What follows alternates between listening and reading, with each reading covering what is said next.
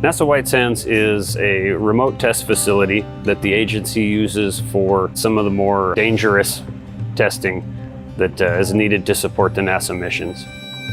The size of the guns, the biggest gun we have is about 225 feet, and the building itself is only about 200 feet long, so part of the gun does actually stick out of the building.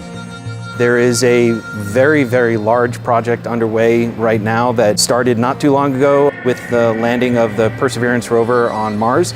I am a system engineer for the capture, containment, and return system. This system is the NASA payload, which is basically responsible to bring the samples, the Mars samples, back to Earth.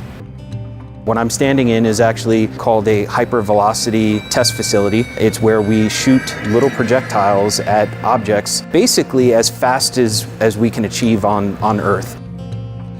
In our case, we are testing to see what will happen to our designs if they were to be impacted by a micrometeoroid on the trip to or from Mars. The goal here is to see how well those materials withstand those impacts to make sure that we don't lose containment of our sample. Hypervelocity guns work in two sections, which are a two-stage light gas gun. We pressurize hydrogen in the first section. In the middle of the gun, there's a barrel. That's where the projectile is held.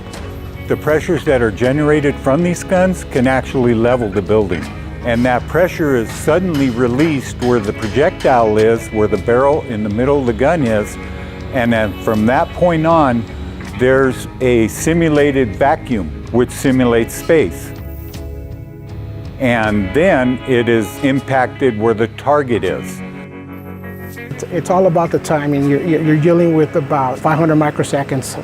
Where's the time of the event? So unlike a traditional firearm, a lot goes into preparing these guns for a shot. Setup takes anywhere from an hour to a full day. Gunpowder is prepared and loaded by hand. We're able to remotely operate the guns via the bunker.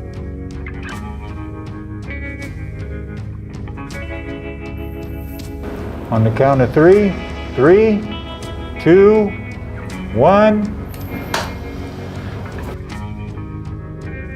It's equal to 25 times faster than a .44 mag.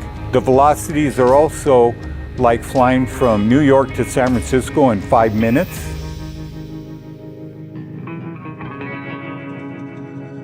One of the interesting things that we learn is that a massive piece of metal does not offer the same level of protection of really thin pieces of metal, but stack all together. What we're doing is we have very light layers of material, and those layers, they function to progressively break the particles until the very last layer that just receives all the energy from the hit, and it stops right there.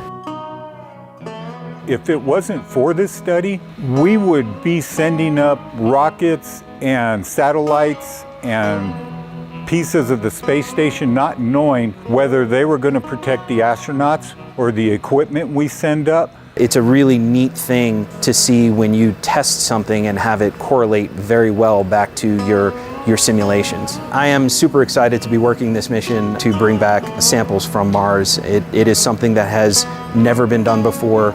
And we are learning so much from this, especially because it's Mars. It's a planet that we had fascinations for a very, very long time. So it is humbling and a lot of work, right? Being here, testing things, it's amazing.